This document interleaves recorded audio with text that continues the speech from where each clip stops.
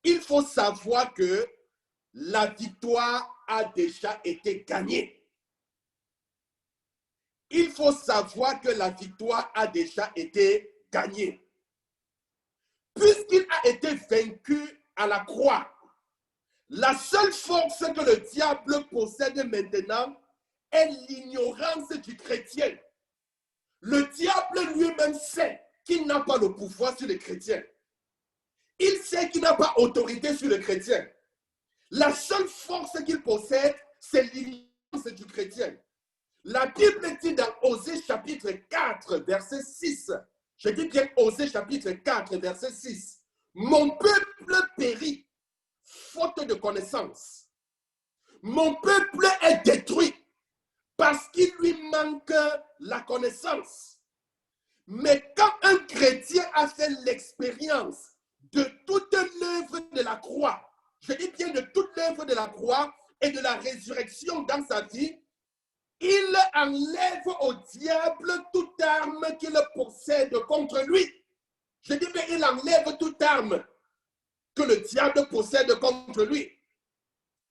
J'ai l'habitude de dire, et je continue à dire, la montagne, c'est-à-dire le problème de tout homme, et plus particulièrement des enfants de Dieu, c'est le problème de l'ignorance.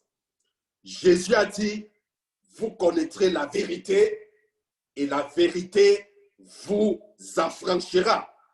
Et je réitère en disant que le diable lui-même sait qu'il était vaincu. La seule force qu'il possède maintenant est l'ignorance du chrétien. Il sait qu'il n'a aucun pouvoir sur les chrétiens. Il se sert de ton ignorance pour t'assujettir. Il se sert de ton ignorance pour te dominer. Il se sert de ton ignorance pour te détruire. Bien aimé, la deuxième clé pour une victoire constante sur le diable, il faut marcher avec l'esprit. Il faut marcher avec l'esprit. La Bible ne dit-elle pas dans Romains que c'est tous ceux qui sont conduits par le Saint-Esprit qui sont les véritables enfants de Dieu? Bien aimé, une nouvelle puissance est placée dans le chrétien. Le Saint-Esprit lui-même. Nous devons obéir à sa direction dans nos vies de chaque jour. Dans nos vies de chaque jour. Regardons, et nous pouvons le lire à la maison, parce que si je me mets à lire tous ces versets, je ne dois pas finir avant le temps. Galates chapitre 5, verset 22 au verset 25. Marchons selon l'esprit, afin de ne point accomplir les désirs de la chair, parce que les désirs de la chair sont contraires à ceux de l'esprit. Bien-aimés, quand vous êtes enfant de Dieu, vous êtes rempli de l'esprit de Dieu. Si vous voulez une victoire constante contre le diable, il faut marcher avec l'esprit. Marche toujours avec l'esprit. Recherche la direction de Dieu en toutes choses, dans tout ce que tu fais. Quand tu te lèves le matin, dis à Dieu, Seigneur, j'ai besoin d'être dirigé par toi en cette journée. Quand une nouvelle semaine commence, Seigneur, je te recommande cette semaine. Conduis, dirige-moi dans tous mes pas, dans toutes mes entreprises, dans tout ce que je fais. J'ai besoin de la direction du Saint-Esprit. Je ne voudrais pas être conduit par la chair, mais je voudrais être conduit par le Saint-Esprit. Donne-moi d'être sensible, oh Dieu, Seigneur, à la direction du Saint-Esprit. Conduis-moi, Seigneur, là où tu veux que j'aille. Bien-aimé, marche selon l'Esprit et tu auras la victoire sur Satan. Marche selon l'Esprit et non selon la chair. Et puis, tu auras une victoire, je dis bien une victoire constante sur le diable. La troisième clé, bien-aimé, pour une victoire constante, il faut reconnaître la vérité concernant la tentation. Il faut reconnaître la vérité concernant la tentation. La tentation n'est pas un péché, je l'ai dit tantôt. L'acte de céder à la tentation est un péché. Vous pouvez lire Jacques chapitre 1, verset 15. Jacques, chapitre 1, verset 15. Et puis vous pouvez aussi lire Genèse, chapitre 4, verset 6 au verset 7. Genèse, chapitre 4, verset 6 au verset 7. Donc, je vous encourage, bien-aimés, à lire ces versets. Donc, j'aimerais qu'on lise Jacques chapitre 1. Nous allons lire le verset 15. Je fais la lecture. Puis la convoitise, lorsqu'elle a conçu, enfante le péché, et le péché étant consommé, produit la mort. Donc, ce passage nous explique tout simplement que si une tentation peut se produire, mais lorsque elle est conçue, elle enfante plutôt le péché. C'est tout ce que ça veut dire. Ce passage montre tout simplement que l'acte d'être tenté, c'est-à-dire la tentation n'est pas un péché, mais c'est l'acte de céder à la tentation qui est un péché. Alors, bien aimé, la quatrième clé que je vous présente ce matin, il faut comprendre que nous avons un moyen de nous en sortir. Ça, c'est la quatrième clé pour une victoire constante. Il faut comprendre que nous avons un moyen d'en sortir. Alors, face à toute épreuve, face à toute tentation, si tu ne comprends pas qu'il y a un moyen de sortir, ça sera un problème. Si tu veux avoir une victoire constante, alors tu dois comprendre qu'il y a toujours un moyen de sortir de toute tentation auquel tu fais face. Voilà une clé. Nous pouvons lire, bien aimé, dans 1 Corinthiens chapitre 10, le verset 13. 1 Corinthiens chapitre 10, le verset 13. Aucune tentation ne vous est survenue qui n'ait été humaine. Et Dieu, qui est fidèle, ne permettra pas que vous soyez tentés au-delà de vos forces. Mais avec la tentation, il préparera aussi le moyen d'en sortir afin que vous puissiez la supporter.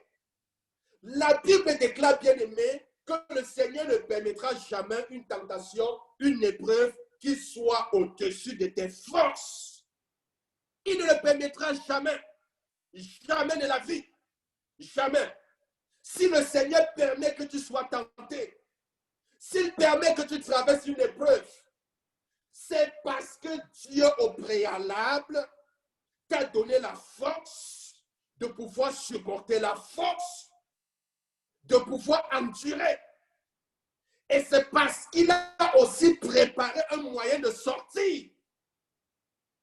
Bien aimé, je vous dis, et j'ai l'habitude de vous dire, la solution est plus ancienne que le problème. Et puis, ce passage dans 1 Corinthiens vient une fois de plus nous le confirmer, que la solution est plus ancienne que le problème. Ce n'est pas parce qu'il y a problème qu'il y a solution, c'est parce qu'il y a solution qu'il y a problème. Le problème vient tout simplement manifester la solution qui existait. Alors, la Bible nous fait comprendre dans ce passage que, avant même que l'épreuve se produise, avant même que tu aies cette épreuve, cette tentation, Dieu avait déjà prévu la solution. Dieu avait déjà prévu le moyen de sortir. L'épreuve ne dure pas tous les jours. Il y a l'adage qui dit chez nous, malgré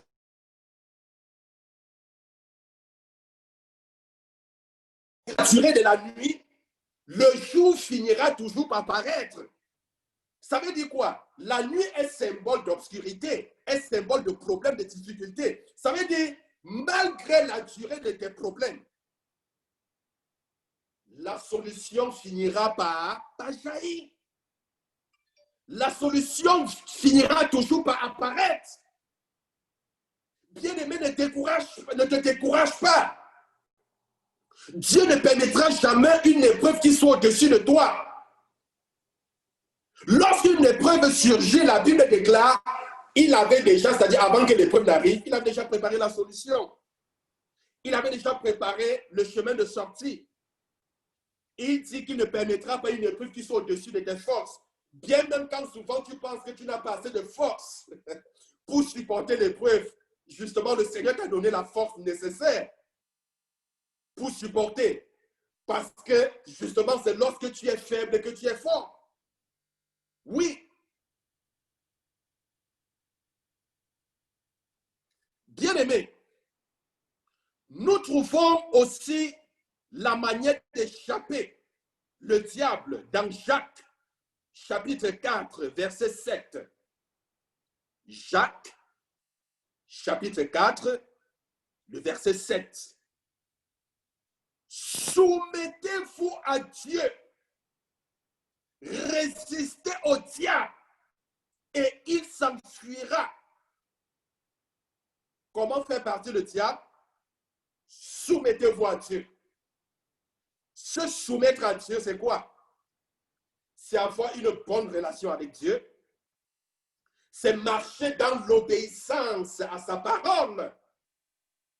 C'est-à-dire mettre en pratique ce que la Bible te recommande. Prier Dieu tous les jours. Avoir une relation personnelle avec lui.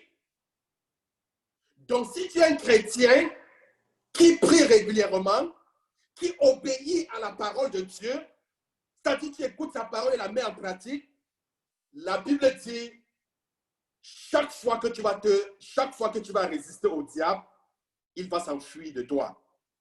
Mais par contre, si tu es un chrétien rebelle, un chrétien désobéissant, un chrétien qui n'obéit pas à la parole de Dieu, tu vas résister au diable. Le diable ne s'enfuira pas parce que tu marches dans la désobéissance, parce que tu n'es pas soumis à Dieu. Voilà donc le secret, bien-aimé. Jacques 4, verset 7. Soumettez-vous à Dieu, résistez au diable et il s'enfuira. Pour résister au diable, bien-aimé, soumettez-vous d'abord à Dieu. Soumettez-vous. Ce n'est pas une formule magique que vous récitez.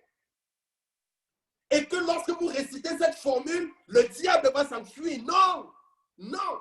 Même souvent quand je vous donne des sujets de prière, je vous dis, ce sont juste des orientations. Est-ce que vous comprenez? Et que la chose la plus importante, c'est de se soumettre à Dieu. Soumettez-vous à Dieu. Soumettez-vous à Dieu. Et chaque fois que vous allez résister au diable, le diable va s'enfuir. Regardez les 7 fils de Séva. Dans le livre des Actes des Apôtres, ils ont appris que Paul chassait les démons. Paul était un homme qui était soumis à Dieu. Il marchait dans l'obéissance de la parole de Dieu. C'est un homme qui cherchait Dieu jour et nuit. Ils ont voulu aller aussi chasser les démons comme Paul chasse les démons, alors qu'ils n'étaient pas des enfants de Dieu, alors qu'ils n'étaient pas soumis à Dieu. Ils se disaient tout simplement que c'est une formule magique. Ils ont entendu que au nom de Jésus, Paul chassait les démons. Alors ils se sont dit, si je prononce le nom de Jésus, alors ça sera comme une formule magique et puis nous pourrons aussi chasser les démons. Ils sont allés, ils ont vu quelqu'un en qui habitait un démon. Ils ont dit au nom de Jésus qui Paul prêche, sortez de ce corps. Mais le démon a dit, mais écoutez, je ne vous connais pas. Je connais qui est Paul. Pourquoi est-ce que les démons connaissaient Paul? Parce qu'ils le reconnaissaient comme étant un enfant de Dieu. C'est-à-dire comme quelqu'un qui était soumis à Dieu, comme quelqu'un qui écoutait la parole de Dieu et la mettait en pratique. Déjà, Jacques nous donne ce conseil. Bien-aimé, ne vous bornez pas seulement à écouter la parole de Dieu, mais mettez-les en pratique. Le véritable problème avec les chrétiens d'aujourd'hui, c'est par rapport à certains chrétiens, il ne faut pas que je généralise. Le véritable problème avec la plupart des chrétiens d'aujourd'hui, c'est parce qu'ils ne mettent pas en pratique la parole de Dieu. Comment veux-tu que la puissance de Dieu se manifeste dans ta vie? Comment veux-tu que le diable te soit soumis si tu ne marches pas dans l'obéissance complète? dans l'obéissance de la parole de Dieu. Bien-aimé, la cinquième clé pour avoir une victoire complète, une victoire constante sur le diable, il faut avoir la bonne raison pour vivre. Il faut avoir la bonne raison pour vivre. Quelle est ta raison de vivre? Je te pose la question, toi qui m'écoutes. Pourquoi est-ce que tu vis? Est-ce que tu as une bonne raison de vivre? Regardons dans Colossiens. Colossiens, chapitre 3, le verset 1 et le verset 2. Si donc, vous êtes ressuscités avec Christ, cherchez les choses d'en haut, où Christ est assis à la droite de Dieu. Affectionnez-vous aux choses d'en haut et non à celles qui sont sur la terre. Bien-aimé, quelle est ta raison de vivre? La Bible dit, si véritablement tu es un enfant de Dieu, si véritablement tu es ressuscité avec Christ, la Bible dit, il faut chercher les choses d'en haut. Il faut chercher les choses d'en haut. Est-ce que tu cherches les choses du ciel? L'apôtre Paul nous fait comprendre clairement que si nous espérons en Dieu uniquement pour les choses de la terre, sachant que nous sommes les plus malheureux de tous les hommes. Beaucoup de personnes viennent à Christ, pas pour les choses éternelles, pas pour les choses du ciel, mais pour les choses de la terre. Beaucoup viennent parce qu'ils veulent être guéris, c'est vrai. C'est bien d'être guéri, mais est-ce que tu viens uniquement pour ta guérison? Beaucoup viennent parce qu'ils veulent, parce qu'ils ne veulent plus d'échecs dans leur vie, parce qu'ils veulent avoir un meilleur statut social, parce qu'ils veulent détruire, je ne sais pas quelle malédiction, peut-être de la mort prématurée qui pèse dans sa famille, ne puisse pas l'atteindre. Beaucoup viennent parce qu'ils espèrent que Dieu va les rendre millionnaires. Est-ce que tu espères en Dieu uniquement pour les choses de la terre? La Bible dit, si c'est le cas, alors tu dois savoir que tu es le plus malheureux de tout, que tu es le plus malheureux de tous les hommes de la terre. La Bible dit, si effectivement tu es ressuscité avec Jésus, alors cherche les choses d'en haut. Cherche les choses d'en haut, où Christ est assis à la droite de Dieu le Père. La Bible dit, affectionne-toi aux choses d'en haut.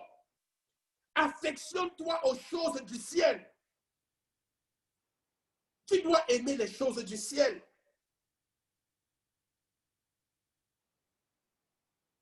Tu dois rester et dire, Seigneur, je vais t'aimer de toutes tes forces. Remplis-moi, que le Saint-Esprit déverse dans mon cœur l'amour pour toi. Voilà les choses d'en haut. Seigneur, je ne veux pas manquer le ciel. Seigneur, protège-moi tous les jours. Seigneur, aide-moi à mener le bon combat de la foi afin de te retrouver au ciel. Seigneur, j'ai besoin que tu m'accordes les fruits de l'esprit. Oui, la joie, la paix, la bonté, l'amour. Je veux que ces fruits soient manifestés. Ce sont des choses d'en haut. Bien-aimés, nous avons perdu ces choses. Seigneur, je voudrais que tu me remplisses des dons du Saint-Esprit. Je voudrais parler en langue. Je voudrais prophétiser. Je voudrais avoir le don de la sagesse. Je voudrais avoir le don de la parole, de la connaissance. Voilà les choses, voilà les prières que nous ne faisons pas. Quelles sont les prières que nous faisons? Seigneur, je voudrais avoir une élévation dans mon lieu de travail. Seigneur, je voudrais avoir ceci, je voudrais avoir cela. On demande tous nos sujets de prière, tout ce que nous demandons à Dieu, ce sont des choses terrestres. Ce sont des choses qui vont périr. Ce sont des choses éphémères. Ce sont des choses temporaires. Nous ne demandons pas les choses célestes, bien-aimés. commençons à nous affectionner aux choses d'en haut. Plus nous prions, plus nous sommes conscients des choses spirituelles. Plus nous sommes conscients des choses d'en haut. Moins nous prions, plus nous nous intéressons aux choses du monde. Bien-aimés, commençons à développer une vie de prière constante, une vie de prière régulière avec le Seigneur. Ce n'est pas pour rien, quand je vous donne souvent des sujets de prière, je vous dis, priez 3 fois par jour. C'est pour vous amener à développer une vie de prière constante avec le Seigneur. Et quand vous développez une vie de prière constante avec le Seigneur, vous devenez plus conscient des choses de Dieu que des choses du monde. Vous commencez à vous affectionner aux choses d'en haut, au lieu des choses de la terre. Bien-aimés, nous devons nous affectionner aux choses d'en haut. La 6e clé, bien-aimés, pour avoir une victoire constante sur le diable, il faut éviter les tentations évidentes. Il faut éviter les tentations évidentes. Chez nous, il y a un adage qui dit, si tu vois le feu, tu sais que si tu mets ton doigt, ça va te brûler. Ne pas mettre ton doigt dans le feu.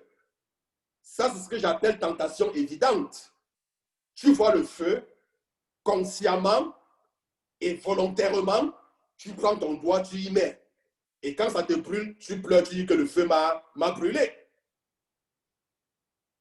La Bible dit, dans le livre de Somme, chapitre 101, le verset 3. Somme, chapitre 101, le verset 3. Je ne mettrai rien de mauvais devant mes yeux. Je ne mettrai rien de mauvais devant mes yeux. Je ne mettrai rien de mauvais devant mes yeux. Ça, c'est éviter les tentations évidentes.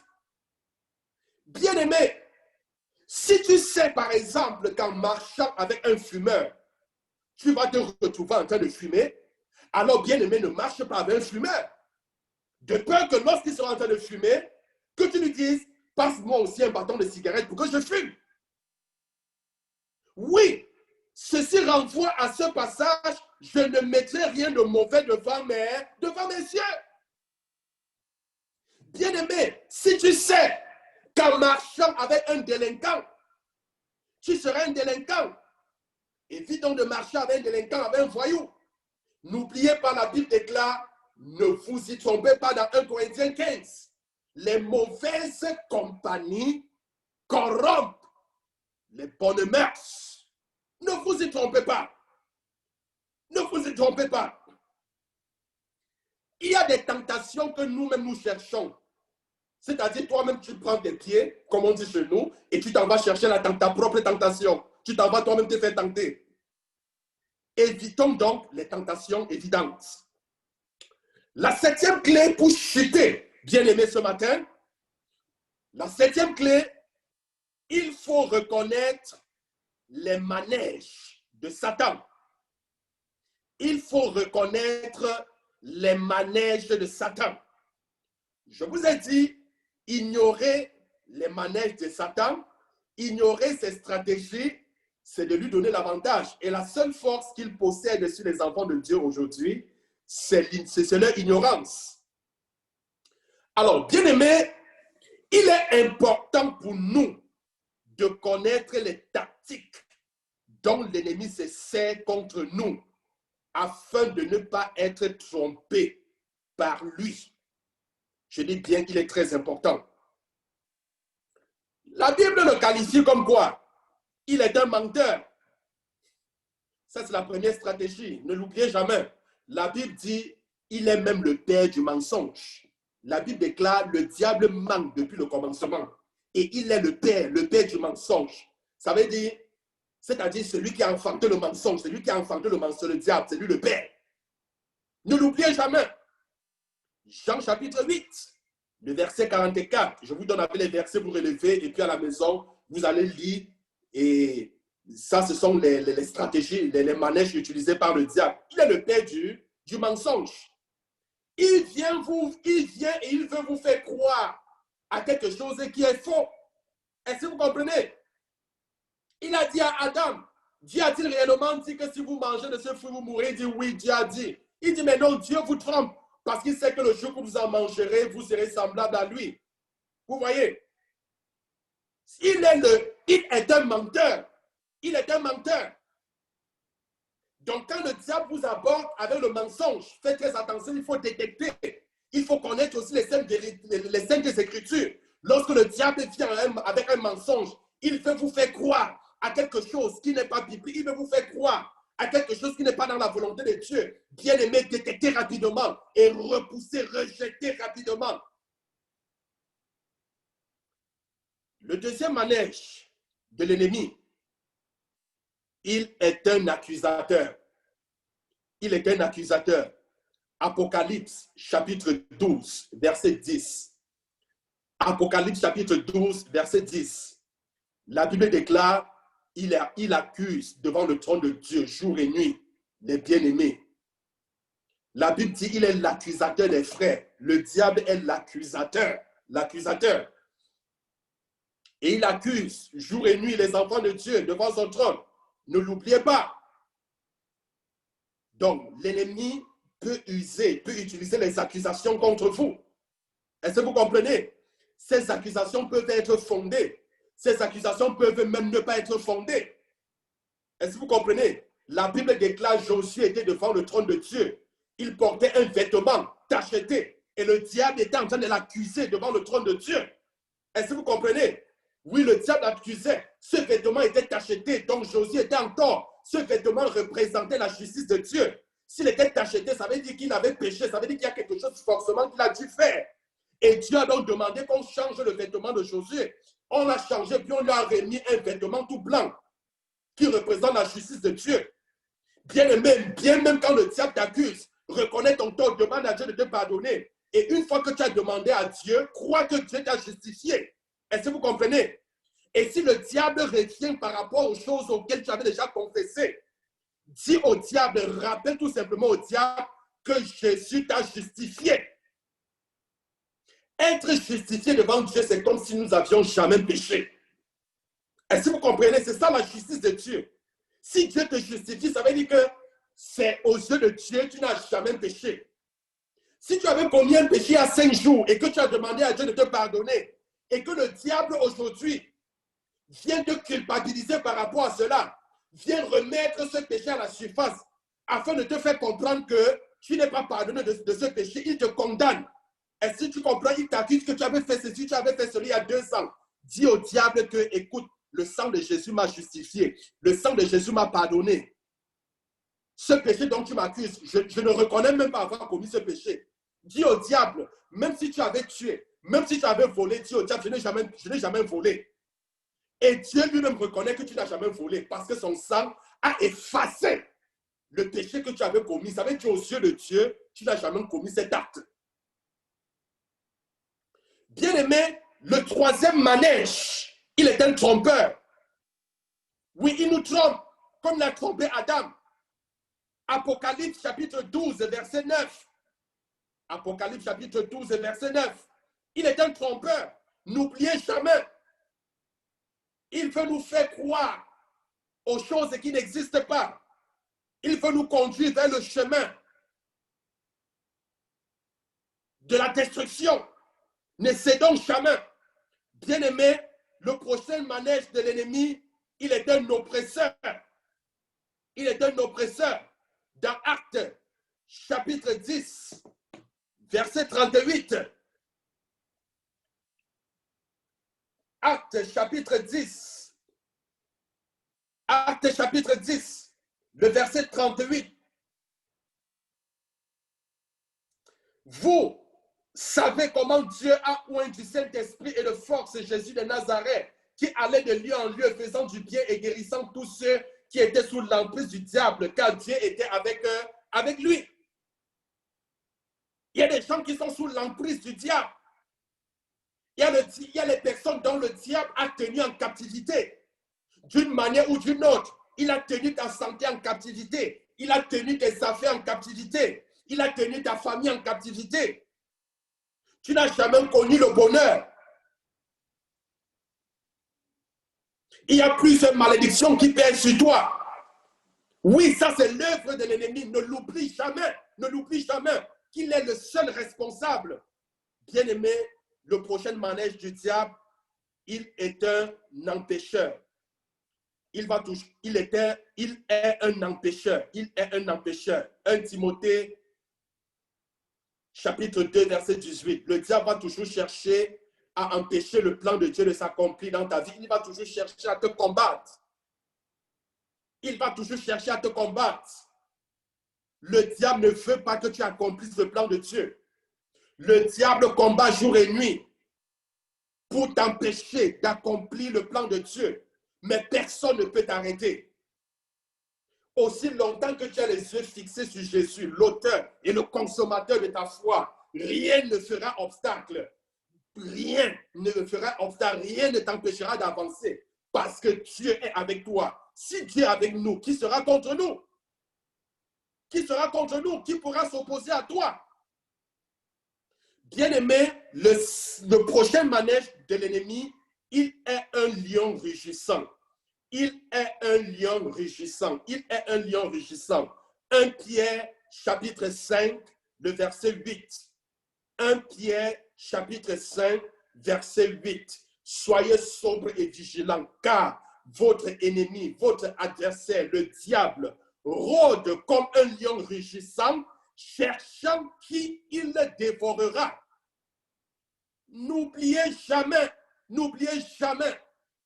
notre ennemi, le Seigneur même nous interpelle. Il nous dit, soyez sobres. Écoutez, soyez vigilants. Parce que votre ennemi, le diable, il rôde comme un lion rugissant, cherchant qui il dévorera. Bien-aimé, un lion, lorsqu'il a sa cible en vue, il ne lâche pas sa cible. Le lion ne lâche jamais sa cible. Est-ce que vous comprenez? Même si il va rôder selon les menaces à 5 mètres carrés, à 10 mètres carrés, à 30 mètres carrés. Est-ce que vous comprenez? Oui, jusqu'à ce qu'il atteigne sa cible. Juste pour nous faire comprendre que l'ennemi sera toujours en train de nous attaquer. L'ennemi sera toujours à nos trousses. La Bible dit, vous serez toujours attaqués, vous serez combattus.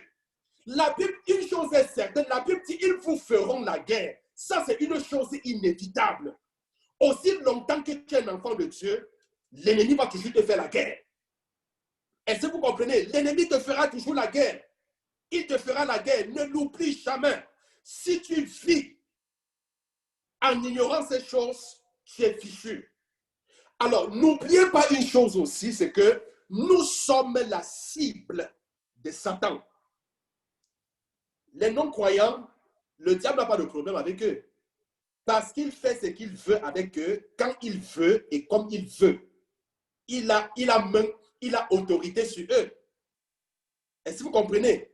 Il agit avec eux comme bon lui semble. Mais avec les enfants de Dieu, puisqu'il n'a pas autorité, puisqu'il ne les contrôle pas, alors ils sont la cible de Satan.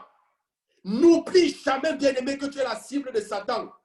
Qui est un lion rugissant? Ça veut dire quoi? Ça veut dire il est en colère contre toi. Lorsqu'il te voit servir Dieu, lorsqu'il te voit marcher dans l'obéissance, le diable n'est pas content. La Bible déclare, bien-aimé, écoutez, le diable est descendu au milieu de vous avec une rage, avec une colère. Oui, le diable ne veut pas aller en enfer seul. C'est la raison pour laquelle il séduit les hommes, il séduit l'humanité. Il voudrait que l'humanité aille en enfer avec lui. Bien-aimé, ne cède pas aux tentations de l'ennemi, ne cède pas aux attaques de l'ennemi. Reconnais les manèges de l'ennemi, reconnais ses stratégies, repousse le diable, bien-aimé.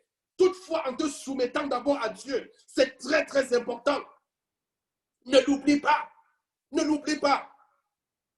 Tu ne peux pas être un enfant de Dieu et vivre comme si le diable n'existait pas et ne pas mener des prières de combat. Non! C'est une erreur fatale. C'est une erreur terrible. une erreur qui peut te coûter beaucoup de choses. La Bible dit, il rôde comme un lion rugissant. Est-ce que vous comprenez? Ça veut dire, même quand tu chasses le diable, peut-être il rôde à 5 mètres carrés autour de toi. Tu le chasses, il rôde à 30 mètres carrés. Tu le chasses encore, il rôde à 100 mètres carrés. Il t'observe, hein? Il t'observe, il t'observe. Lorsqu'il y a une faille, lorsqu'il y a une porte, il n'hésite pas pour t'attaquer, il n'hésite pas pour s'introduire. Est-ce que vous comprenez? Il n'hésite pas. C'est la raison pour laquelle fermons toutes les portes par lesquelles l'ennemi peut passer pour pouvoir nous attaquer. Marchons dans l'obéissance et n'oublions pas, il rôde autour de nous comme un lion rugissant. Il rôde. L'ignorer est une chose fatale. L'ignorer est un danger. Je dis bien un danger pour nous. Ne l'ignorons pas parce qu'il est là tous les jours. Il rôde. Il cherche juste une opportunité, une occasion pour pouvoir nous atteindre. Bien-aimés, le prochain manège que je vous présente,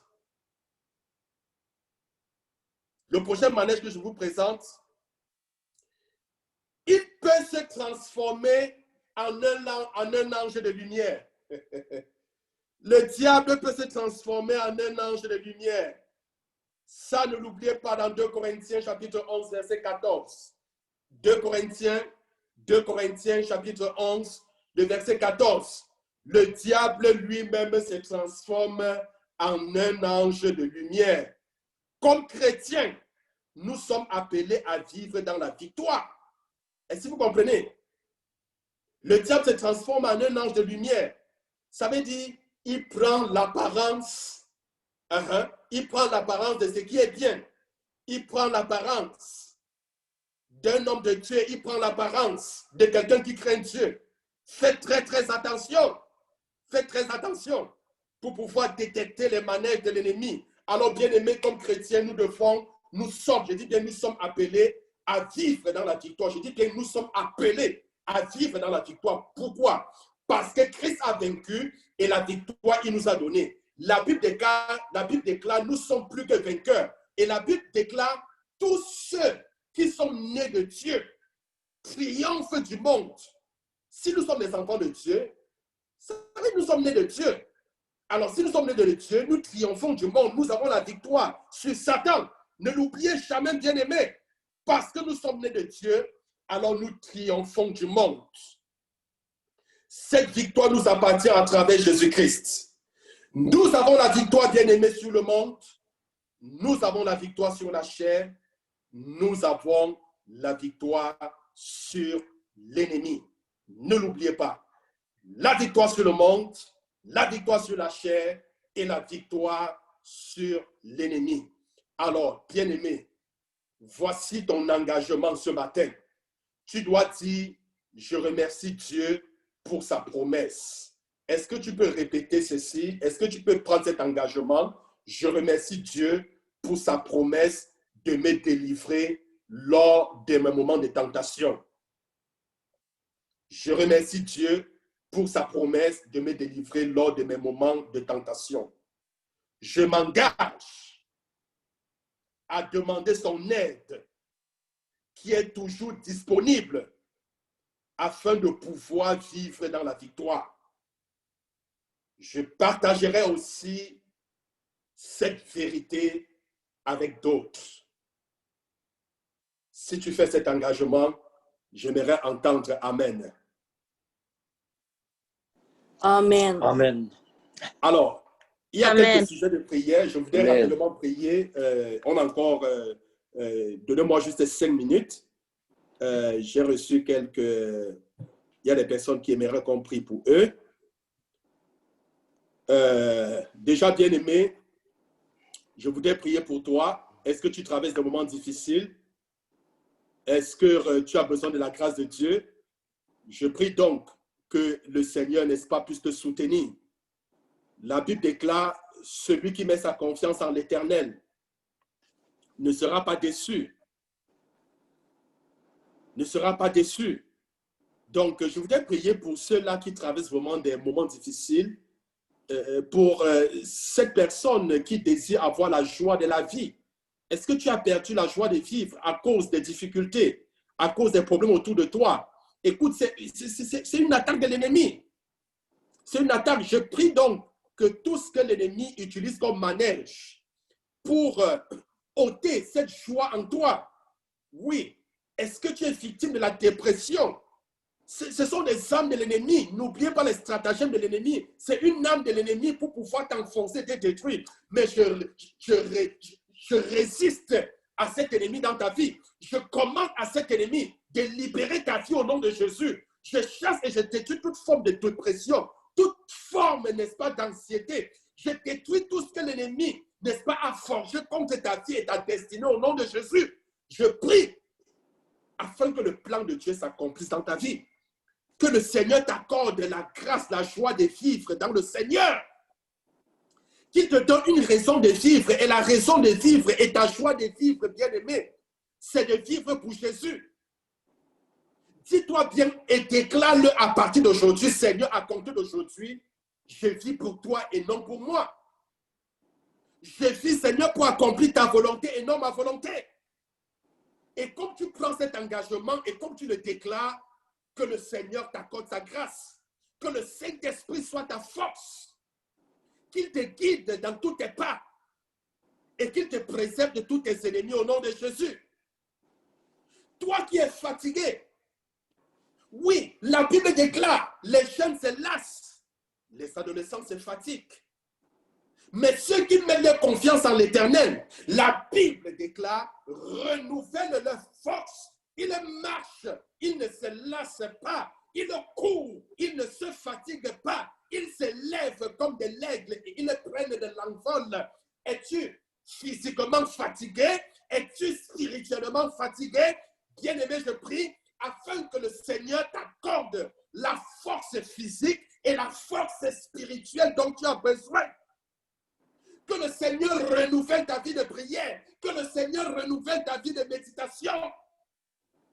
Est-ce que tu es fatigué à cause des problèmes qui t'entourent, à cause des oppressions, à cause des attaques de l'ennemi? La Bible déclare, bien-aimés, venez à moi, vous tous qui êtes chargés, vous tous qui êtes fatigués, et je vous donnerai du repos. Bien-aimé, reçois le repos dont tu as besoin ce matin. Que le Seigneur te donne la paix, que le Seigneur t'accorde le repos au nom puissant de Jésus. Bien-aimé, si tu m'écoutes et que tu n'es pas enfant de Dieu, je vous ai dit, la meilleure manière de vaincre le diable, il faut d'abord être un enfant de Dieu. Si tu n'es pas un enfant de Dieu et que tu résistes, un enfant de Dieu, et que tu résistes au diable, le diable ne s'enfuira pas. On ne naît pas enfant de Dieu, mais on devient enfant de Dieu. Si tu n'as pas encore pris l'engagement d'être enfant de Dieu, et si tu me prends cet engagement, alors toi qui m'écoutes, toi-même qui vas écouter cet enregistrement qui sera diffusé, je voudrais tout simplement que tu répètes cette prière après moi. Seigneur Jésus, je te dis merci parce que tu m'aimes d'un amour immense. Il n'a pas un amour plus grand que de donner sa vie pour ceux que l'on aime. Je viens à toi en ce jour parce que je suis chargé, je suis fatigué. Je sais, toi seul es capable de m'accorder le repos. Toi seul es capable de me délivrer. Je reconnais avoir péché depuis que je suis sorti du ventre de ma mère jusqu'à maintenant. En pensée, en parole, par action et même par omission. Pardonne-moi, Seigneur. Lave-moi par ton sang afin que je sois blanc comme de la neige. Tu dis dans ta parole, tu te tiens à la porte de mon cœur et tu frappes. En ce jour, ô Éternel, je t'ouvre la porte de mon cœur. Je t'ouvre la porte de ma vie.